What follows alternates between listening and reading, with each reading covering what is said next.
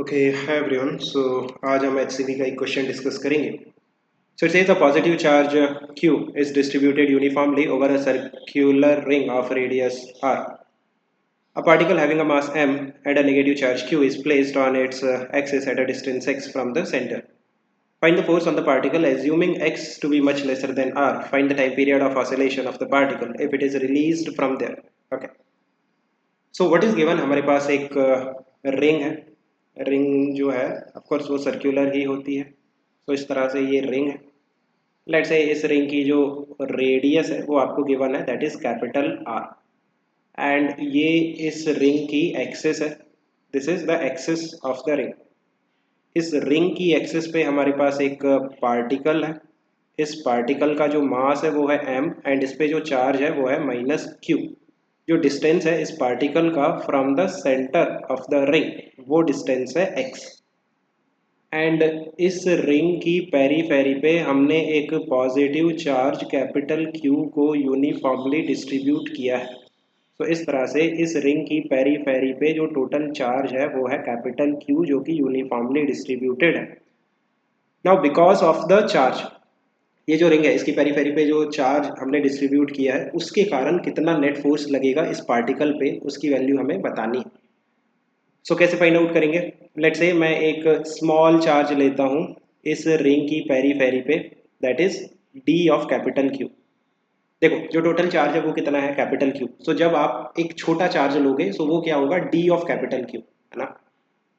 Like एक small charge हम ले रहे हैं, डिफरेंशियल चार्ज आप कह सकते हो।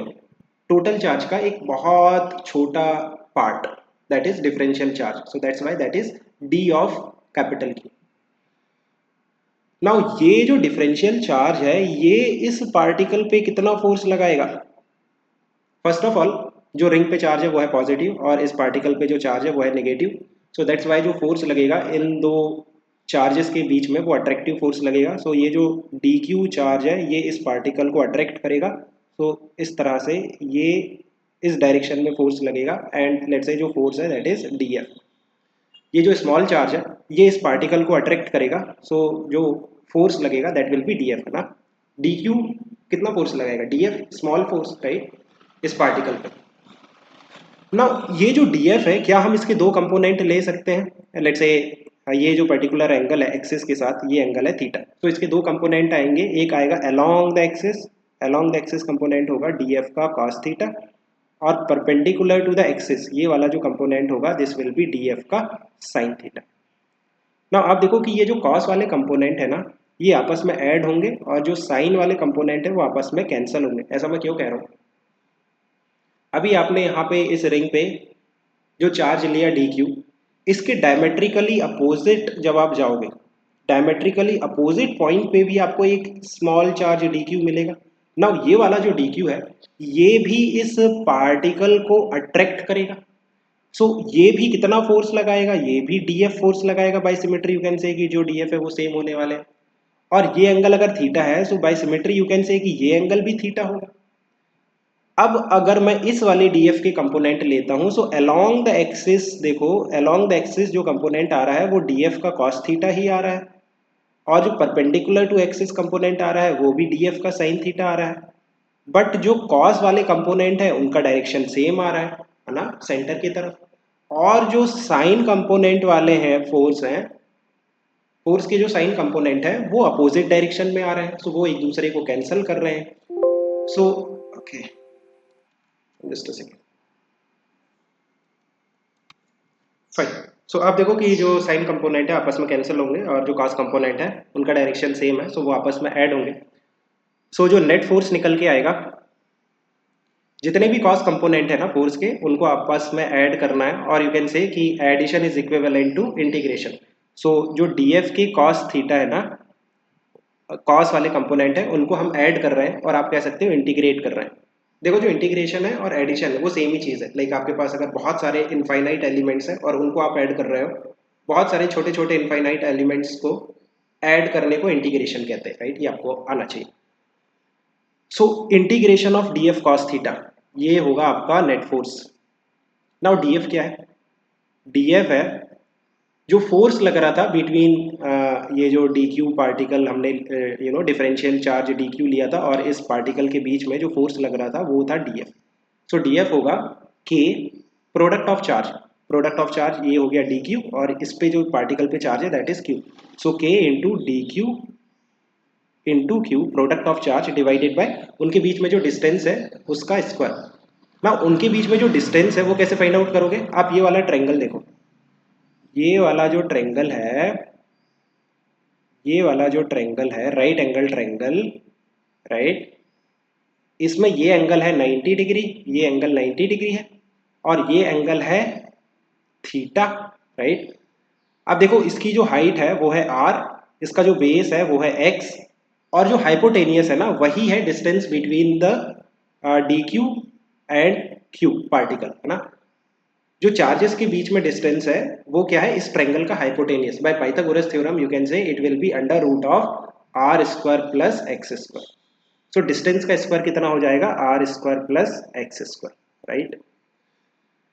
डीएफ हो गया। कॉस थीटा की बात करते हैं, कॉस थीटा नाउ अगेन ये वाला जो ट्रायंगल है इसमें ये एंगल थीटा है और ये वाला जो एंगल है वो 90 है। सो कॉस थीटा क्या होगा? Adjacent upon hypotenuse. एडजेसेंट क्या है? x और हाइपोटेनियस है under root of r square plus x square. So cos theta हो जाएगा x divided by under root of r square plus x square.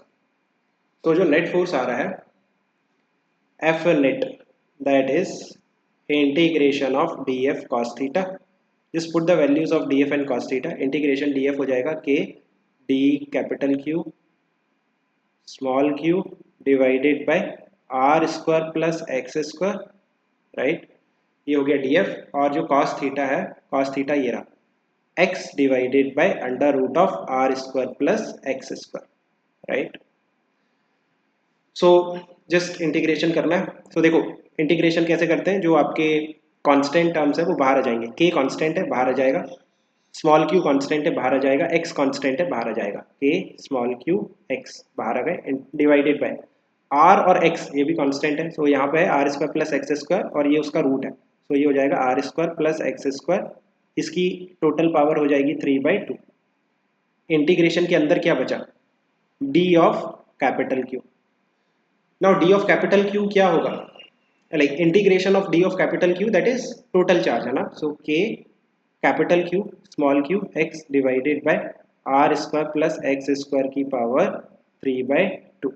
Integration of dq that is total charge, है ना। जितने भी छोटे छोटे चार्ज है सबको आप ऐड कर रहे हो तो वो कितना है? टोटल चार्ज है। सो this is the net force, right.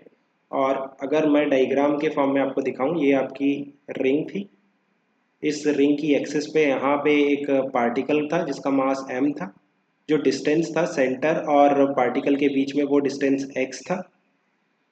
सो इस पार्टिकल पे जो नेट फोर्स लग रहा है वो डायरेक्टली टुवर्ड्स द सेंटर लग रहा है और जो नेट फोर्स की वैल्यू है वो वैल्यू ये हमने फाइंड आउट कर ली, राइट ना। आप देखो कि उसने कहा है, एक आप कंडीशन एज्यूम करो कि जो x है वो काफ़ी कम है r से, x is much lesser than r। So it means हम डिनोमिनेटर में, आप देखो जो डिनोमिनेटर है वो है r square plus x square की पावर 3/2, है ना। सो अगर x की वैल्यू काफ़ी कम है r से, सो एक्स स्क्वायर को आप इग्नोर कर सकते हो as compare to are square. So x square जो होगा उसकी वैल्यू हम 0 ले लेंगे, लेकिन एक्स स्क्वायर को इग्नोर कर रहे हैं as compare to are square. So जो डिनोमिनेटर है वो बचेगा R square rise to the power 3/2। Now 2 से 2 कैंसिल, सो ये हो गया R cube. So denominator simply R cube में रिड्यूस हो जाएगा। सो जो नेट फोर्स आएगा that will be K capital Q small Q divided by R cube into X. अब देखो जो नेट फोर्स आ रहा है वो डायरेक्टली प्रोपोर्शनल टू एक्स आ रहा है। जो नेट फोर्स है वो एक्स के डायरेक्टली प्रोपोर्शनल है। एक्स क्या है? जो डिस्टेंस है और यू कैन से जो डिस्प्लेसमेंट है पार्टिकल का from the centre of the ring. Ring के सेंटर से जो पार्टिकल का डिस्टेंस है ना, उसके डायरेक्टली प्रोपोर्शनल है एक्स, प्रोपोर्शनल है फोर्स। अगर आपको ये याद है कि अगर force directly proportional to displacement होता है देन एसएचएम की कंडीशन आती है ना। दो कंडीशन को सेटिस्फाई करना होता है एसएचएम के लिए। एक जो फोर्स है वो डायरेक्टली प्रोपोर्शनल टू एक्स होना चाहिए और जो फोर्स है वो रीस्टोरिंग होना चाहिए। रीस्टोरिंग मीन्स जो फोर्स का डायरेक्शन है ना वो मीन पोजीशन की तरफ होना चाहिए। अभी मीन पोजीशन क्या होगी? ये जो रिंग का सेंटर है ना वो आपकी मीन पोजीशन होगी, राइट। सो दोनों कंडीशन सेटिस्फाई हो रही हैं। सो दैट्स वाई ये एक एस एच एम है. अगर ये एस एच एम है देन टाइम पीरियड का जो फॉर्मूला है वो है 2 pi under root of M by K. M mass of the particle divided by K. K क्या है? जो फोर्स की इक्वेशन में प्रोपोर्शनैलिटी कांस्टेंट आता है. देखो फोर्स जो है वो एक्स के डायरेक्टली प्रोपोर्शनल है. सो एक्स के साथ जो प्रोपोर्शनैलिटी कांस्टेंट बचा ना वो के है. ये जो पूरा बचा हुआ आपका पार्ट है ये आपका प्रोपोर्शनैलिटी कांस्टेंट है ना. यही आता है 2 pi under root m by k में. सो इसको उठा के यहाँ पे पुट कर दो. So k capital Q small Q divided by r q. So let's see 2 pi under root of m upon k capital Q small q और जो आर क्यू है वो ऊपर चला जाएगा. So this is your time period. So I think answer इस format में दिया है अंडर रूट ऑफ ये जो 2 पाई है इसको उसने अंदर ले लिया है. सो जब ये रूट के अंदर जाएगा सो ये हो जाएगा 4 पाई स्क्वायर और ये हो गया m r q divided by जो के की वैल्यू है वो 1/4 पाई एप्सिलॉन नॉट है. So again 4 pi epsilon not ऊपर चला जाएगा and small Q capital Q. So I hope you have understood. Keep working hard. Best of luck. Bye.